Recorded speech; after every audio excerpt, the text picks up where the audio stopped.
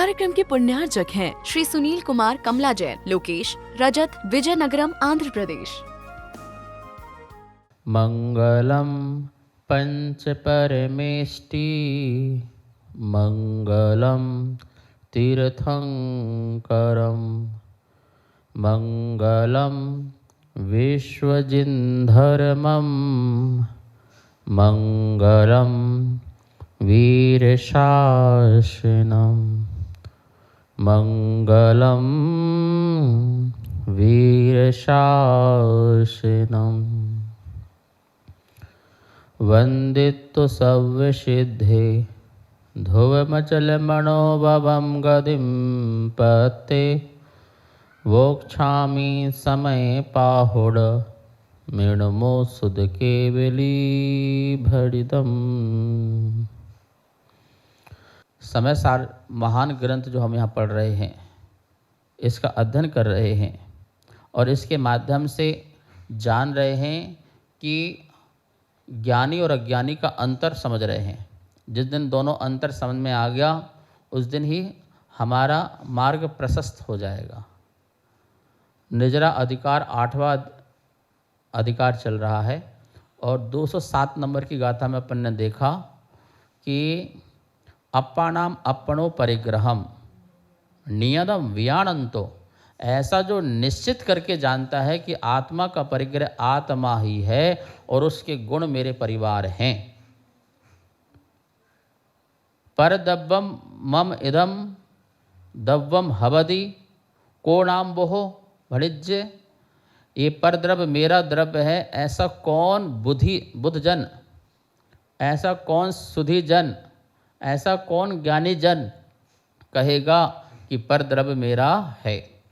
क्योंकि जो चीज़ जिसकी है वो उसके साथ ही रहती है। जो जिसकी सत्ता है वो सत्ता उससे अलग नहीं हो सकती। जैसे मेरे मेरा आत्मा में ज्ञान की सत्ता है तो मेरी आत्मा से अलग नहीं हो सकती है। ठीक है, जैसे जल की शीतलता की सत्ता है उससे अलग नहीं हो सकती है। ऐसे ही परमाणु की जो जड़त्व सत्ता है वो परमाणु से अलग नहीं हो सकती है, पुद्गल से अलग नहीं हो सकती है। तो तेरी कैसे हो सकती है, वो चेतना की सत्ता कैसे हो सकती है। जड़ की सत्ता जड़ है और चेतना की सत्ता चैतन्य है, तो दोनों का मिलाप कैसे हो सकता है। जड़ चेतन का मिलाप कैसे हो सकता है। जब तू कहता है ये मेरा है, तो या तो तू जड़ बन जाता है या जड़ तू बन जाता है। जब आप कहते मकान मेरा है, ठीक है, बोल दो, कोई दिक्कत नहीं, बोलने कोई दिक्कत नहीं। फिर तू ऐसा मानने लग जा कि मेरा मकान है, तो फिर या तो मकान चेतन हो जाएगा या तू अचेतन हो जाएगा। जब तू कहे शरीर मेरा है, तो या तो शरीर चेतन हो जाएगा या फिर तू अचेतन हो जाएगा। दो में से एक होना पड़ेगा ना, या तो तू उसका होगा या वो तेरा होगा, तो एक में एक होना पड़ेगा। और ऐसा कभी होता नहीं है। पुद्गल की एक पर्याय और पुद्गल की दूसरी पर्याय, वो दोनों पर्याय एक नहीं हो पाती है मिलने के बाद, तो ये चेतन अचेतन दोनों मिलकर के एक कैसे हो सकते हैं। सोना चांदी को मिला दो तो सोना चांदी नहीं हो जाएगा और चांदी सोना नहीं हो जाएगा। जब दोनों के गुण धर्म अलग हैं तो दोनों एक में एक नहीं हो पाते हैं। तो ये चेतन अचेतन कैसे हो जाएगा, अचेतन चेतन कैसे हो जाएगा, कदापि नहीं होगा। पर तेरे ज्ञान में ये विषय नहीं बन रहा है, इसलिए अज्ञानता के कारण यह मेरा है ऐसा तो परिणाम रखता है और तेरा आश्रय होता है। अब देखिए 208 नंबर की गाथा का उच्चारण करते हैं और बताते हैं कि जिसे तू परिग्रह मानता है वो परिग्रह तेरा नहीं है। मध्यम परिग्रहो जयी तदो अहम जीवदम तू गच्छेज नादेव अहम जमहा तमहा न परिग्रहो मध्यम परिग्रहो जयी तदो अहमजीवदं तु गच्छेज नादेव अहम जमः तहमा न परिग्रहो मज्झ। यदि परिग्रहे मेरा बने तो मैं अजीवे बनूं अरे। पर मैं तो ज्ञायक भाव हूँ इसलिए पर मेरे नहीं। यदि मध्यम परिग्रहो परिग्रह मेरा हो तदो तो अहमजीवदम मैं अजीबपने को गच्छेज प्राप्त हो जाऊंगा। तू तमहा तो चूँकि अहम मैं नादेव ज्ञाता ही हूँ। तमहा इस कारण ना परिग्रहो मज्झ कुछ भी परिग्रह मेरा नहीं है। यहाँ पर तर्क किया है और तर्क ऐसा किया है कि भाई यदि परिग्रह मेरा हो तो अहम अजीब दो मैं क्या हो जाऊँगा अजीब हो जाऊँगा। क्योंकि जितना भी परिग्रह मुझे दिखाई दे रहा है वो अजीब ही दिख रहा है। किसी की आत्मा तो मुझे दिखाई दे नहीं रही है, ठीक है ना। तो मुझे जो भी दिख रहा है, किसी का शरीर दिख रहा है, किसी का हाथ पैर चेहरा नेक ये तो दिख रहा है, ठीक है ना। यह पर पुद्गल दिख रहा है, पुद्गल के पिंड दिखाई दे रहे हैं, स्कंद दिखाई दे रहे हैं। जो कुछ भी मुझे दिखने में आ रहा है और जो कुछ भी मुझे महसूस हो रहा है वो सब की सब पुद्गल दिख रहा है, अजीब दिख रहा है, ठीक है ना। तो जो अजीब दिख रहा है और मैं उसको देख के कहता हूँ ये मेरा है। अभी आप लोग को खड़ा किया जाए, बोलो ये इसमें बताओ तुम्हारे कौन हैं अपने, तो तुम खड़े हो जाओगे, बोले ये तो मेरे अपने हैं बाकी ये पराए हैं, ठीक है। तो तुम जिसको देख के कह रहे ये मेरे अपने हैं तो तुम्हें उनकी आत्मा दिख रही क्या? तो क्या दिख रहा है? एक रंग रूप दिख रहा है। और रंग रूप किसका होता है? पुद्गल का। तुमने उसी से पहचान की है रंग रूप ऐसा है तो ये मेरा है, वो रंग रूप मेरा वाला नहीं था तो वो तुम्हारा है और ये मेरा है। ऐसे कपड़ों में पहचान, बर्तनों में पहचान, वस्तु में पहचान, आभूषणों में पहचान रंग रूप से तो करते हो ना। तो रंग रूप को देख करके ये मेरा रंग रूप है, ये तेरा रंग रूप है। अब रंग रूप किसका होता है तो ये बता दो हमें। तो रंग रूप तो आत्मा का होता नहीं है ना, आत्मा का कोई रंग होता है। कोई काली आत्मा, नीली आत्मा, पीली आत्मा, नीली आत्मा कोई आत्मा हो तो बताओ। महाराज जी कैसी बात कर रहे हो, हमें तो पता है रंग भगवानों के रंग होते हैं। बोले अच्छा कौन से रंग होते हैं भगवान के? बोले 2 काले होते हैं, 2 लाल होते हैं, 16 पीले होते हैं 2 नीले होते हैं, कैसे कैसे होते हैं? बोले भगवान के रंग होते हैं, शास्त्र में लिखा है। तो ये शास्त्र की भाषा तुमको पढ़ने में नहीं आती तो हम क्या करें? शास्त्र कब किस समय कौन सी भाषा बोलता है और समझाता है उसको समझने की तुम्हारे पास शक्ति नहीं है या समझने की कला नहीं है, तो उसके लिए हम क्या करें? तो आपको समझना पड़ेगा ना कि जिस समय शास्त्र कह रहा भगवान काले वाले भगवान, गोरे वाले भगवान जब कह रहा है तो आपको समझना पड़ेगा कि उस समय भगवान के बोलते किस भाषा से कही जा रही है और किसको देख के कहा जा रहा है, किस निक्षेप से, किस नय से कहा जा रहा है। यदि ये ज्ञात नहीं है तो आप तो फिर भटक जाओगे। इसलिए शास्त्र पढ़ने के पहले शास्त्र की भाषा कैसे पढ़ी जाती है उसके लिए नयों का ज्ञान भी करना चाहिए। आलाप पद्धति आदि पढ़ना चाहिए। आलाप पद्धति पढ़ने से बिल्कुल मति स्पष्ट हो जाएगी कि हमें कब शास्त्र में कौन सा नय लगा करके कौन सी बात समझना है, इसलिए भटकाव नहीं होगा। शास्त्र तो सही कह रहा है, भगवान काले हैं, गोरे हैं, पीले हैं, सही कह रहे हैं, पर वो भगवान को नहीं कह रहे, ठीक है ना। तो ये रंग और रूप जो है वो किसका होता है? वो पुद्गल का होता है। वो पुद्गल की अवस्था है रंग और रूप की, हमारी अवस्था नहीं है वो रंग और रूप की। तो जब हम किसी रंग रूप को देखते हैं तो हम भी रंगीले हो जाते हैं, राग में, द्वेष में, ठीक है ना। कोई फीके पड़ जाते हैं, कोई रसीले हो जाते हैं, मतलब कि किसी को अपने को पा करके खुश हो जाते हैं और किसी को पराये को पा करके दुखी हो जाते हैं तो द्वेष उत्पन्न हो जाता है। तो ये राग द्वेष उत्पन्न करते हो, सच में तुम अशुद्ध निश्चय से उसके करता हो, वो तुम्हारी प्रॉपर्टी है, पर ये रंग रूप तुम्हारी प्रॉपर्टी नहीं है। और राग द्वेष जो तुमने किया वो भी तुम्हारा अशुद्ध है, शुद्ध नहीं है। शुद्ध तो नादेव अहम लिखा ना, कहता नादेव, नादा एव, नादा मतलब ज्ञाता, ज्ञाता एव अहम, मैं तो ज्ञाता ही हूँ। मैं क्या हूँ? ज्ञाता ही हूँ, मतलब वीतरागी हूँ। मैं वीतरागी हूँ, सिर्फ जानने वाला हूँ, सिर्फ जानता हूँ। यह मेरा है ऐसा मानता नहीं हूँ, क्योंकि यह मानना मेरापन है और मेरा ये मोह है। तो मोह से पर को मैं अपना मानता हूँ, लेकिन मेरे मानने से भी क्या पर मेरा हो जाता है?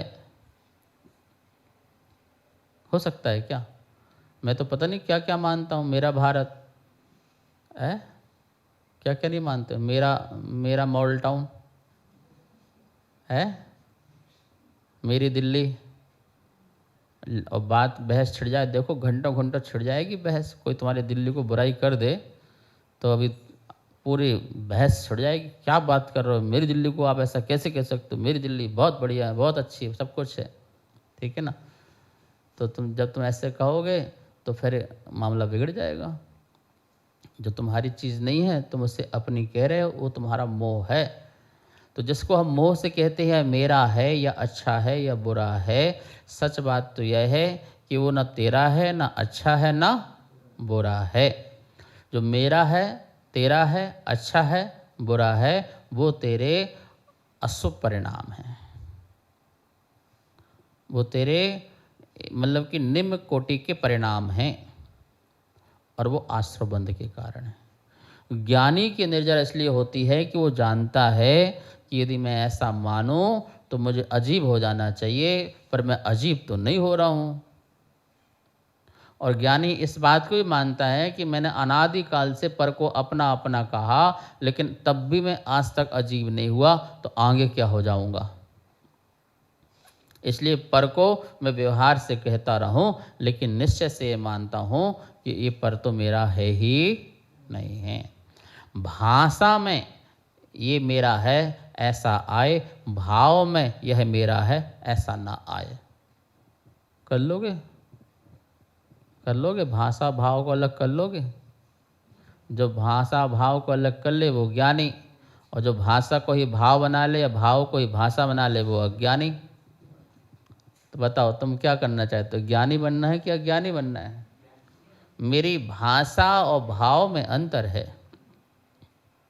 भाव में तो परमाणु मात्र भी मेरा नहीं है, और भाषा में तो पूरा भारत और पूरा विश्व मेरा है। और तुम तो और जैनी हो, बहुत आगे निकल जाओगे, बोले ये विश्व है कितना छोटा सा, ये 3 लोक मेरा है। 3 लोक मेरा है, तुम ऐसा कह दोगे। हमारे भगवान 3 लोक के ज्ञाता दृष्टा है, इसलिए 3 लोक भी हमारे ही है, बाप की बपौती हमारी बपौती है। ऐसा तुम कह दो। भाई भाषा में तुम कुछ भी कहो, यद्यपि ज्ञानी की भाषा भी बहुत ही मार्जन करके, परिमार्जन करके निकलती है। ज्ञानी की जो भाषा भी होती है वो परिष्कृत होती है, बहुत संस्कृत होती है, संस्कारित होकर के निकलने वाली उनकी भाषा होती है ज्ञानी की, ठीक है ना। वो बोलते समय में यही भाव रखता है कि जो मेरे निश्चय परिणाम है वही निश्चय परिणाम मेरी भाषा में भी आए। लेकिन वो संभव हर जगह हर बार नहीं हो सकता है, इसलिए वो जो लोक भाषा है, जो व्यवहार भाषा है, जो जन भाषा है, उस भाषा में ही लोगों को समझाने का या उत्तर देने का प्रयास करते हैं। लेकिन वो भाषा को बोलते समय भी ये जानते हैं कि ये भाषा से बोलने की है, मानने की नहीं है। मानने की मेरी बिल्कुल नहीं है। कोई कहे ये मकान किसका है तो उसको क्या समझाएं, भैया वैसे तो निश्चय से मेरा मकान क्या एक परमाणु भी मेरा नहीं है, लेकिन हम रह रहे हैं, हमने रजिस्ट्री कराई है, हमने कमाया है, पुरुषार्थ किया है, इसलिए इस अपेक्षा से हम कह रहे हैं कि ये हमारा है, वैसे तो हमारा है नहीं। इतना लंबा चौड़ा भाषण वो चाहता ही नहीं था। वो तो सीधे से पूछ रहा था, भाई ये मकान किसका है? तो इतना ही उत्तर देना था, भैया अपने ही हैं। बस ये भाषा अलग थी।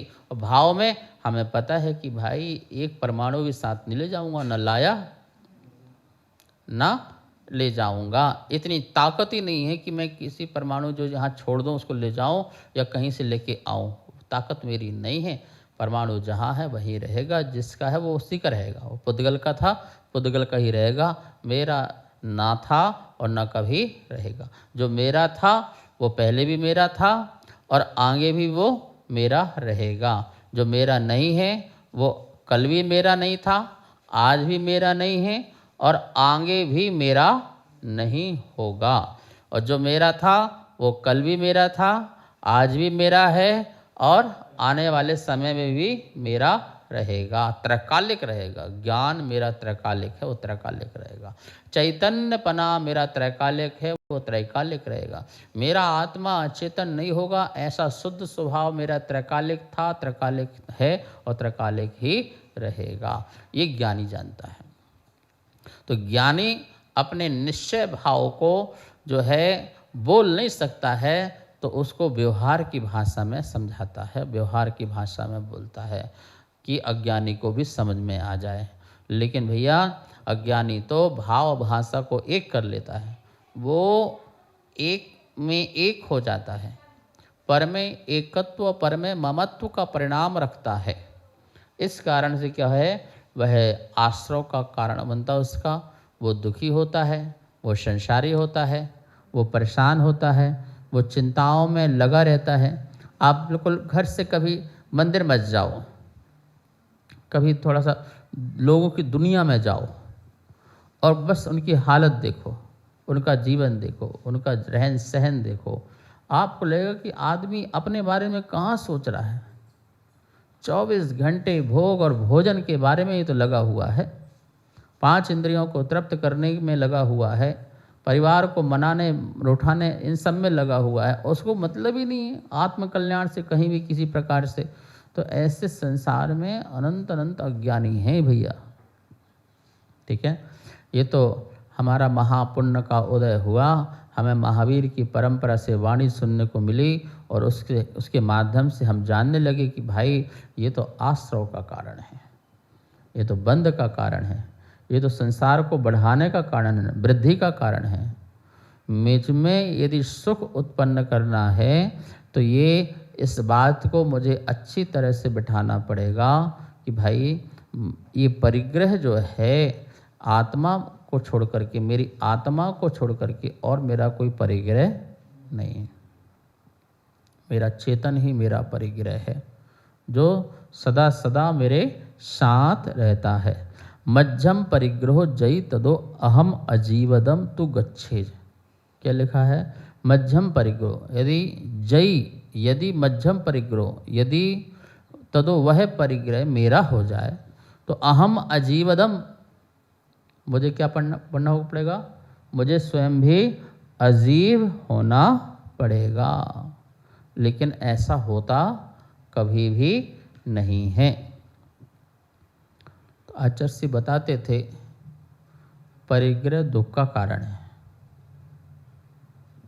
परिग्रह कभी भी किसी के सुख का कारण नहीं हुआ। और यदि सुख का कारण हुआ होता तो महापुरुषों के पास परिग्रह की कमी नहीं थी। इतना परिग्रह था तो फिर उनको तो परम सुखी होना चाहिए था जितना परिग्रह हो। तो उनके पास कोई परिग्रह की कमी नहीं थी। घर परिवार, महल, बच्चे, दुनियादारी, संपत्ति, अरे जिनके चरणों में देवता आदि आके भी बैठते हों, ठीक है, महाबल के धारी देवता गण भी आकर के एक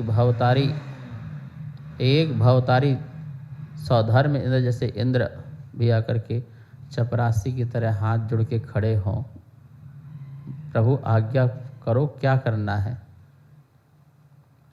आदिनाथ से पूछते हैं, प्रभु बताओ क्या करना है। बोले क्या करना है, इस सृष्टि का जो है अच्छी तरह से कार्य करो जिससे प्रजा सुखी रहे। नगर बनाओ, खेत बनाओ, करवट उठाओ, मंडन बनाओ, पत्तन बनाओ, जिससे अच्छे से किलाएँ बनाओ, लोगों की रक्षा सुरक्षा व्यवस्था हो सके। कर रहा, काम में लगा हुआ वो कौन, एक भवतारी काम में लगा हुआ है। ठीक है, किसके आगे, महापुण्यशाली महापुरुष तीर्थंकर जो होने वाले हैं उनके आगे। अभी वो महाराज अवस्था में है। जब महाराजा में इतनी चल रही है, जब महाराज अवस्था में इतनी चल रही है, जब वो तीर्थंकर होंगे फिर क्या होगा। ठीक है, तो कह रहे हैं यदि सुख परिग्रह में होता तो कभी भी महापुरुष उस परिग्रह को छोड़ते नहीं। क्यों, जंगल में उन्हें क्या मिल रहा, क्या मिल रहा वहाँ पर जंगल में, न परिवार है, न पैसा है, न लोग हैं। एकांत और शांत निर्जन वन है, अटवी है, घनघोर स्थान है, और जहाँ पर खूंखार जानवर आदि सभी मौजूद हैं। अब गए तब गए, कोई पता नहीं, उपसर्ग कभी भी किसी भी क्षण किसी भी प्रकार का हो सकता है और होता ही रहता है। तो ये सब होते हुए भी उन्होंने जंगल को स्वीकार किया, सब कुछ होते हुए उनके पास सुख के साधन होते हुए भी। तो अच्छा से कहते थे भाई परिग्रह तो दुख का कारण, परिग्रह से आपकी आत्मा की उड़ान बंद हो जाती है। जितना जितना परिग्रह का बोझ होगा वो तुम उतने उतने नीचे धंसते जाओगे। आपके पास वजन रखने की शक्ति 2, 5, 10 किलो हो सिर में रखने की, और उसको 100 किलो रख दे तो, और कोई 1000 किलो रख दे तो क्या होगा।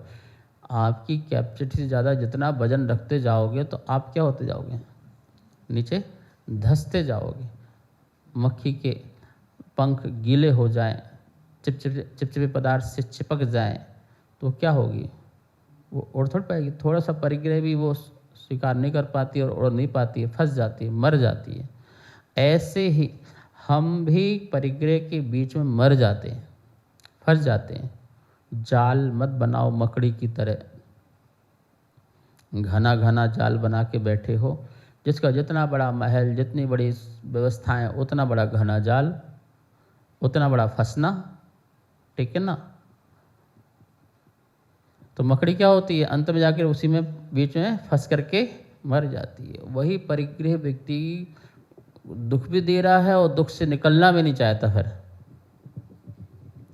जिस परिग्रह, जो परिग्रह दुख दे रहा है, उस परिग्रह से बाहर निकलना भी नहीं चाहता। ये कमाल की बात हो जाती है। तो देखो आचार्य कहते थे कि ऐसा परिग्रह किस काम का।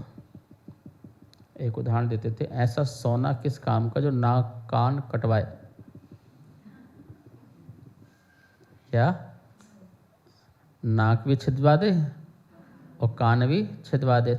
ऐसा सोना किस काम का बताओ।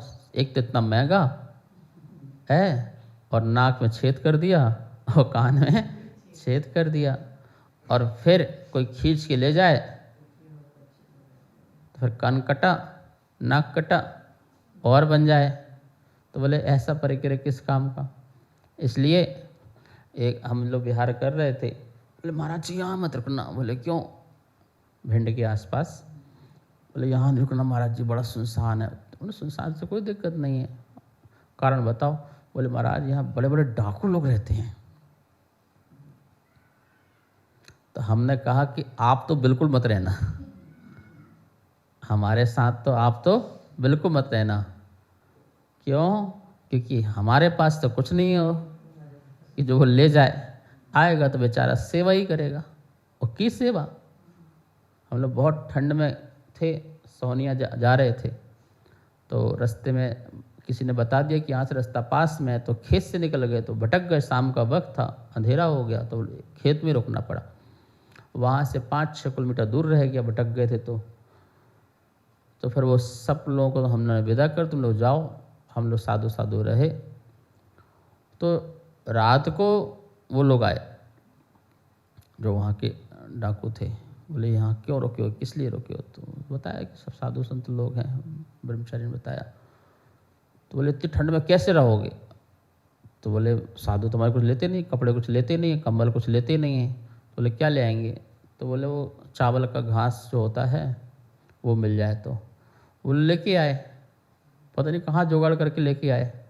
तो उस पुआल में रुके, फिर भी उनको 2-3 बजे ऐसा लगा कि 2 बजे ठंड बहुत तेज़ है, इतनी पेड़ के नीचे कैसे रहेंगे? तो उन्होंने कहा गुरु जी यदि आपसे एक प्रार्थना है। बोले क्या प्रार्थना है? सिर्फ बस 50 कदम चलना है, यदि आप चलो तो नीचे बेसमेंट है। खेत में उन्होंने बेसमेंट बना रखा था खेत के नीचे छुपने के लिए। तो साधुओं को देखते हुए चलो, तो 50 कदम मार्जिन करते करते चले गए। नीचे उतरे, अब बढ़िया 2-3 कमरे बने हुए थे, उसमें रुके, रात निकाली। अब वो ऊपर अपनी आगे तापते हुए बैठे रहे रात भर। सुबह 4 बजे गायब हो गए, नहीं दिखे वो लोग सुबह ढूंढते जाते, हम लोग को आ गए, मंदिर पहुंच गए। कहने का मतलब है कि अरे हमारा क्या ले जाएगा? मुनि के देश में आकर के धोबी बोले कि मैं बहुत अच्छे कपड़े धोता हूँ, मुझसे कपड़े धुलवा लो, तो उसकी दुकान चलेगी क्या? और दर्जी अपनी दुकान खोल के वहाँ बैठ जाए, मैं बहुत बढ़िया कपड़े सिलता हूँ, आइए जिसको सिलवाना हो, तो क्या उसको उसकी दुकान चलेगी क्या? मुनिवर तेरे देश में धोबी और दर्जी का क्या काम? जब कुछ है ही नहीं है। लूटेगा तभी जब लूटने को कुछ चीज़ हो।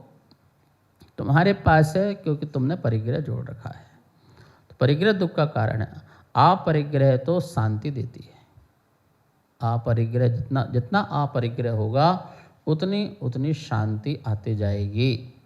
मुनि महाराज के लिए पीछे कमंडल का भी विकल्प है, तो वही अशांति है। ठीक है, तो ध्यान में वो पीछे कमंडल का विकल्प लाते हैं तो अशांति है, तो आकुलता है। बोले नहीं, उसका भी विकल्प ना हो और हम उसका भी विकल्प छोड़ करके आत्मस्थ हो जाएं, परम शांति में पहुंच जाएं।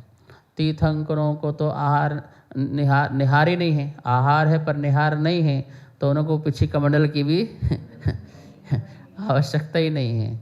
परिहार विशुद्धि नाम का संयम प्रकट हो जाता है, जिसके कारण उनके चलने फिरने से भी किसी जीव की हिंसा होती ही नहीं है। तो कोई परिग्रह ही नहीं है, झंझट ही नहीं है।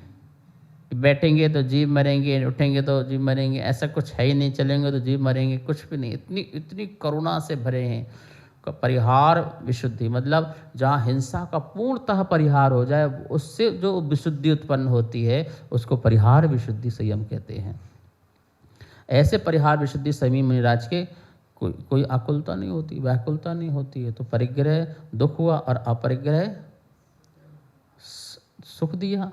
तो ये कह रहे हैं कि यदि मैं ये मानता हूँ कि परिग्रह मेरा है तो मुझे फिर अजीब हो जाना चाहिए, सीधी सी बात। पर ऐसा मैं होता नहीं हूँ। इसलिए आत्मा का परिग्रह आत्मा ही है, पर परिग्रह मेरा परिग्रह कभी हो सकता नहीं है। शेष विषय कर जा वाणी के ज्ञान से सूझे लोकालो, सो वाणी मस्तक धरो सदा देत हो धो।